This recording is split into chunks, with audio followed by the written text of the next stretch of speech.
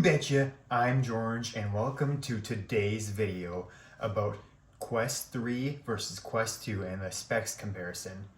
So starting off, I'm going to do a little bit of an unboxing of the Quest 3 I just got right next to my Quest 2. From there, I'll give you my initial thoughts and go over some of the physical comparisons between the two.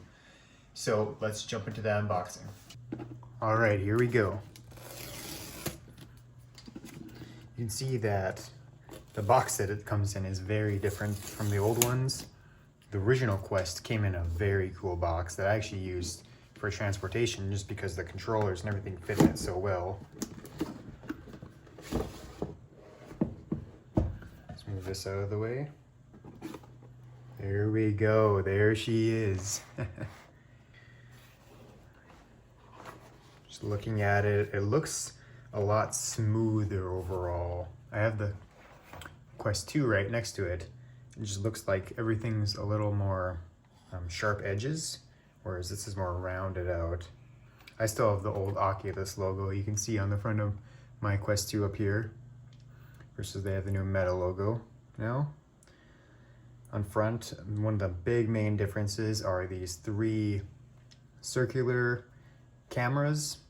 The two outside ones are actually full RGB pass-through, so that you can use them for mixed reality, kind of like the Meta Quest Pro and what the Apple Vision Pro headset does. The middle one is, I believe, for distance mapping, which you can actually use it to map your play space, which is pretty cool. The overall thickness, this is ridiculously thin. They're showing off the new glasses spacer in here, which I think is really cool. Normally you'd have to take off this piece and put another spacer in, but now they have, if you can see in here, there's a little button you can press and you can slide it out depending on your glasses spacing that you want. See if I can't get it to work here. There we go. Just let it out a little bit. Let's do that on both sides for what you want. It says no sunlight on the lenses. I've noticed other people be around sunlight. I don't know if that's necessarily just these lenses or the cameras as well. But these are the new pancake lenses, which I'll talk about the spec a little bit more here coming up. You can notice they look very clear. And you can see my reflection. Versus the Quest 2 here, you can see the Fresnel, the circles that are in there, which you don't really notice when you're playing VR, but it's cool that they are able to eliminate that. So what else? It just looks a lot more like modular and small, and how a VR headset should look, I think, rather than this thick, blocky design. So I'm excited about that. More cameras hopefully means better tracking as well. On here at the bottom, they have the IPD adjustment. So now you can do a larger range and it's mechanical. So I'm excited about that. I'll talk about that here a little more in the specs. You can see that working, which I'm really excited about that.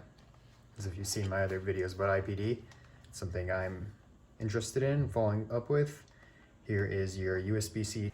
You can use that for charging, a battery, or audio. You have a power button on this side that must have changed. Then you have your audio on this side. Right here, you can also see these three metal connectors are for wireless charging, which I actually ordered a stand for. So yeah, that's the big changes. Otherwise, everything else should be pretty similar to what's actually on the Quest 2.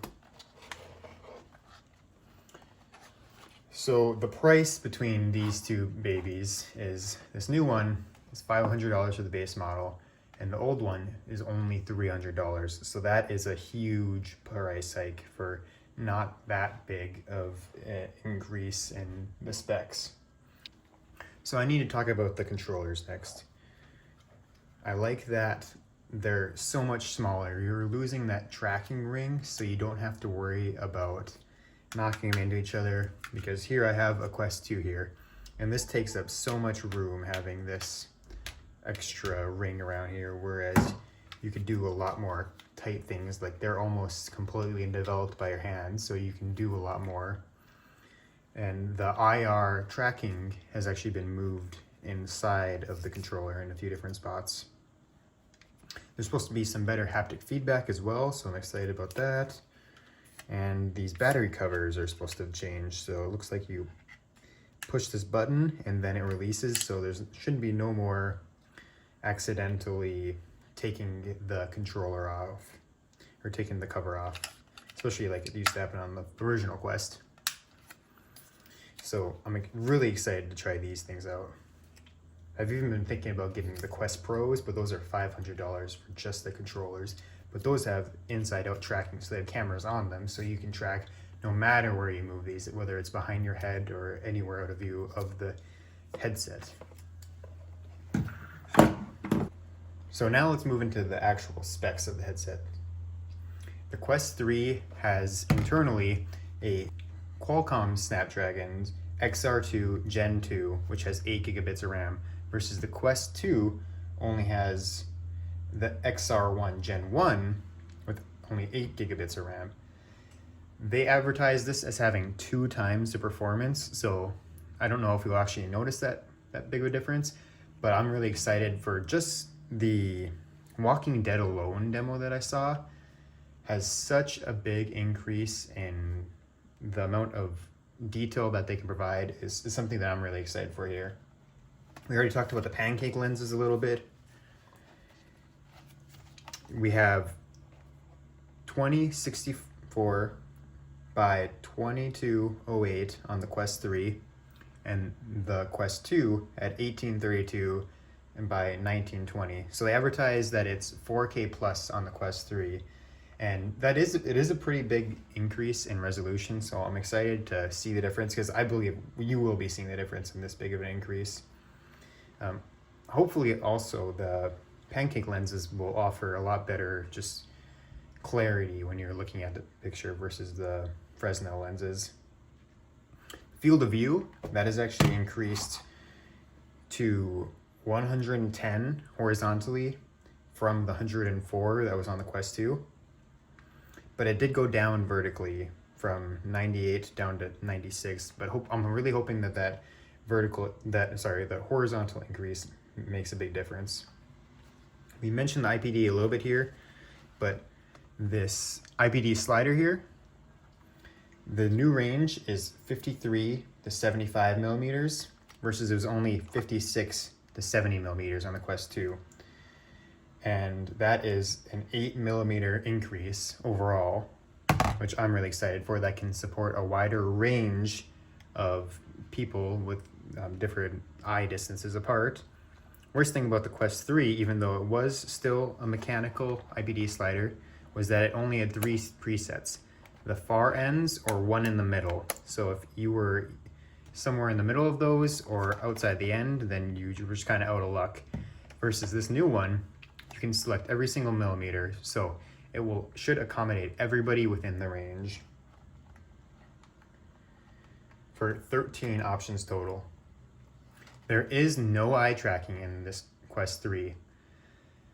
This is something that I was sort of disappointed for because they had it in the Quest Pro and they've had it in the PlayStation VR 2, because eye tracking allows foveated rendering, so exactly where you're looking, they can make high resolution and then lower the resolution everywhere else. That can make it seem like it's a lot higher resolution than it would normally be without it. I don't understand. I'm not for sure if it was the price, it cost too much to add that in, or what, but it's already a $500 headset, so I would hope that they could have included it in there. Maybe on the next Quest it'll be a feature that's included, hopefully. I talked a little bit about the glasses spacer. That's really cool because I normally wear glasses in VR. The worst thing about that is it increases your field of view because you're farther away from the lenses and it kind of narrows in. Another option that Meta is doing is you can order optical lenses with your prescription to place in the headset. So that's a great offer if that's what you're looking for, if that's what you've already done. The fact that Meta offers it through their official website. Unfortunately, one of the biggest things that I'm disappointed with this new headset is just the lack of content. There's not a whole lot of VR games coming out right now. There's going to be some good ones in the future, namely Asgard's Wrath 2, which you can actually get a free, the game for free if you do order the Quest 3, as well as a few months of the Meta subscription plan that gives you a couple of free games per month. So I'm happy that they're offering that. But besides that, there's just not a whole lot of great content to support this awesome new headset. Everything that can be ran on the Quest 3 can also be ran on the Quest 2 right now, besides the mixed reality part, right? Remember, these RGB pass-through allows you to use mixed reality games in your current space. So I'm excited to try a lot of those experiences. I just don't know of any really exciting ones that they have out right now. I am excited to be able to use my home space, my actual room, as my home space. Normally you get transported to some random location, but now you can be in your room, and then you could have like pictures on the wall, a portal that you walk into your favorite game. Just some really cool mixed reality stuff like that. Maybe killing zombies in my own house. I think that would, I'm actually really excited to try that. So, but besides that, one question you may be asking is this headset worth it? The problem is that I can't answer that question for you. Unfortunately, you're gonna have to look at it and say, is the jump to this new headset worth the money for you? For a VR enthusiast like me, it is absolutely worth it. I actually got the 512 gigabyte model just because I kept running out of space with 128 on this headset. So it was worth it to me to get this headset. I don't have a Valve Index. I'm hopefully maybe I can get the next, if a second one comes out in the future, I can maybe get that, because I do a lot of my gameplay streaming AirPlay to my headset, so that I can run it on a lot higher resolution and run a lot more graphical intense games on to my VR headset than you would normally be able to do with the Snapdragon that's in here right now. If this video gets enough interest, I might make another video of my extras, like the wireless charging stand that I'm excited for, as well as extra strap with a battery. So I got the one that came for the Quest 2 here. The cool features are that you put it on, it has a more comfortable head attachment than you would normally have with just the straps. And then you can turn this to tighten it. Obviously mine broke because I have it duct taped, but besides it breaking and me having to fix it, I actually really enjoyed using this. That's why I ordered the same one for the Quest 3. And it also has an extended battery in here. So just instead of just the 2 to 3 hours you might get on the Quest, you can extend that by 2 to 3 more hours. So that's a lot of playtime, which I need, because I ran out of battery just with this attached sometimes. So if there's enough interest, I can make a video on that in the future. I think I left out a small part of here, a small part of the unboxing here, which is the charging cables. Nothing too exciting, but I can talk about that real quick. Looks like we have a USB to AC wall adapter.